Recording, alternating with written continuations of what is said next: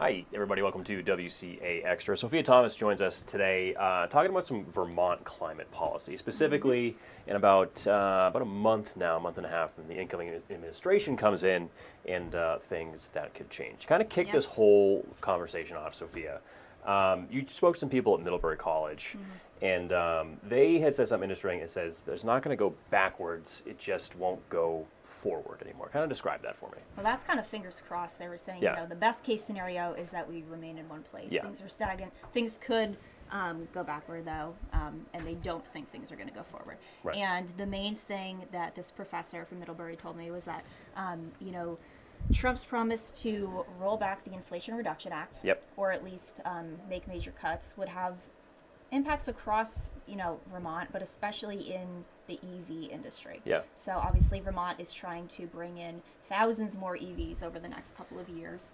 And if the Inflation Reduction Act is rolled back or cut, that could mean that Vermonters could lose the federal funding that they so heavily rely on to kind of cut back on some of that cost of the EV. Yeah, and that's something that you firsthand kind of know about too.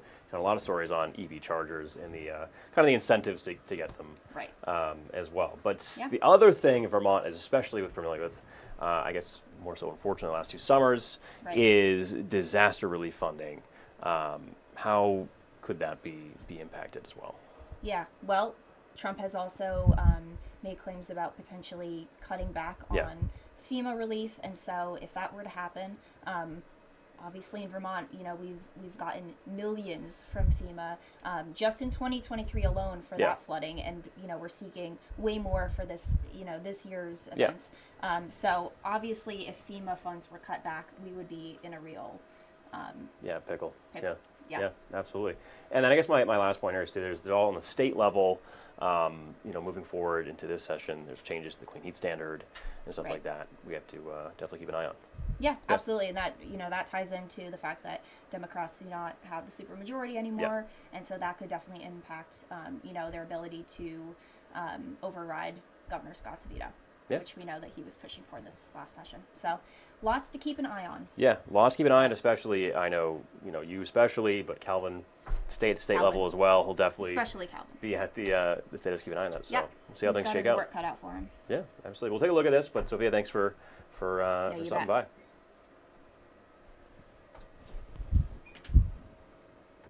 Comes to climate action under another Trump presidency, Professor Chris Kleiza says Vermont's best hope is to stay stagnant. The best case scenario is that we're not going to move backward, but we're certainly not going to move forward. But Kleiza suspects things will change. If Trump follows through on his promise to repeal the Inflation Reduction Act, Vermonters would lose federal incentives to buy sustainable tech, like the $7,500 credit for a new EV. Kleiza worries that would stall Vermont's adoption progress. Pulling that federal funds, I think is going to, for lots of people, is going to make a significant difference. Other experts worry about impacts to disaster response. Elena Mahali with Conservation Law Foundation points to Trump's threats to cut off wildfire aid to California if state officials don't support him. She says a similar threat to Vermont, which received over $68 million in 2023 FEMA flood assistance and needs even more, would be devastating.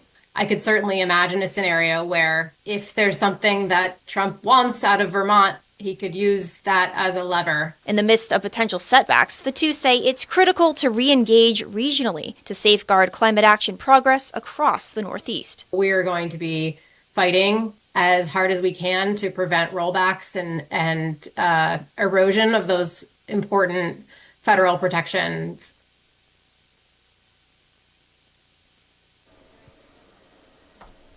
Again, that was a piece from our Sophia Thomas there talking about some potential changes coming down the pike for Vermont climate policy. But looking at the weather now, Peter, not climate. It's good. I think it was like in college they told you the difference between weather and climate. Yeah. Remember that? Yeah. So climatology is long term. Yep. Weather short term. Yep. Yeah. So you learned something new. But as far as today goes, I think we said it all morning that right now we're fine. We're quiet. Right? Yeah. We're gonna be quiet for a little bit, but heading into today, the rest of the week, yeah, we're going to see what I like. We've got some snow. It'd be great. Yeah. But then the mix is not so great. The mix, Yeah. the rain, not so great. Yeah. As a matter of fact, right now, as we mentioned, pretty dry, pretty quiet out there.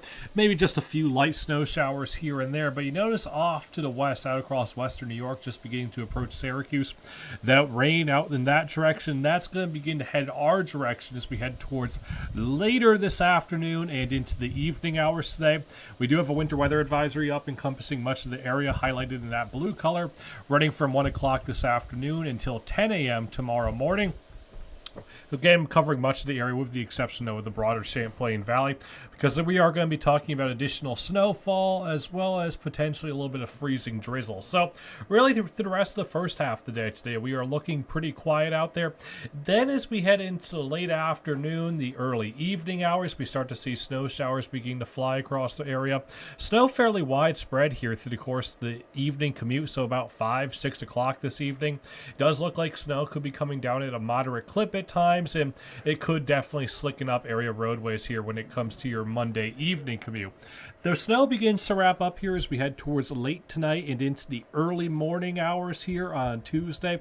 Does look for the most part like precip should not be actively falling though as we head towards tomorrow morning, and the rest of your day on Tuesday looking to be pretty quiet.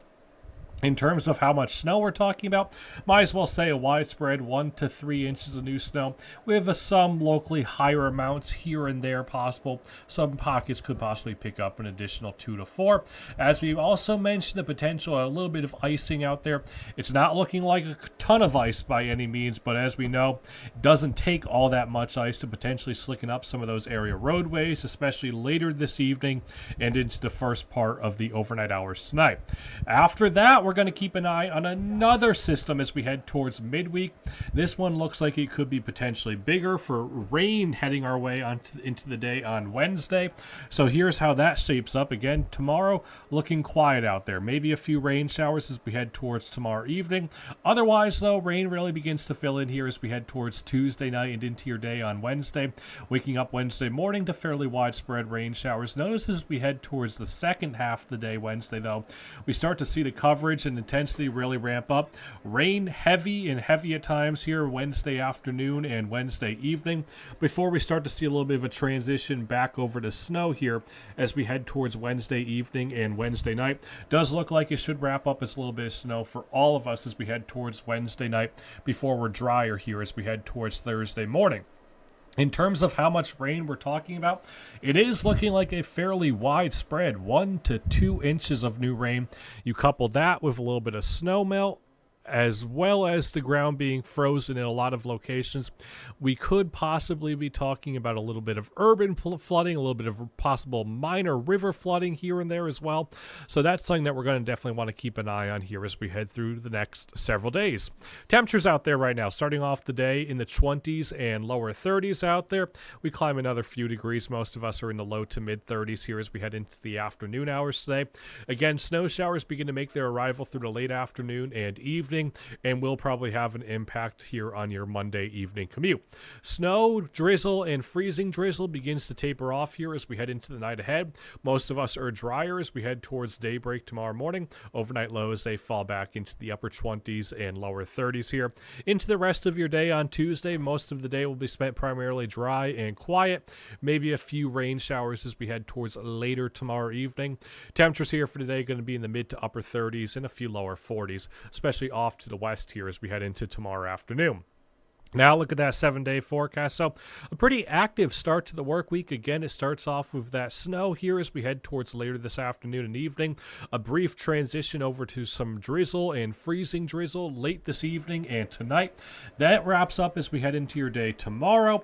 Then rain heads our way as we head into the day Wednesday. Again, rain heavy at times here through the course of the day Wednesday.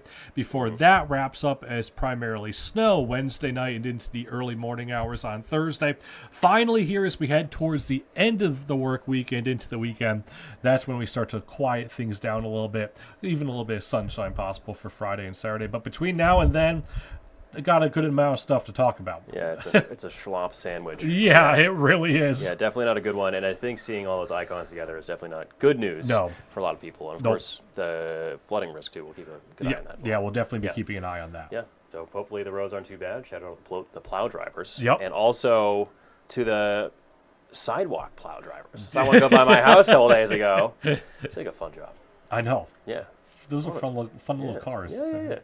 Anyway, I think it does it for us here on WCAX. Of course, you can see Peter and I a couple hours from now, Channel 3 News at noon, all of our evening content tonight, and then our content online, WCAX.com. But I think that's for us here. Stay dry and warm Yeah. at this point.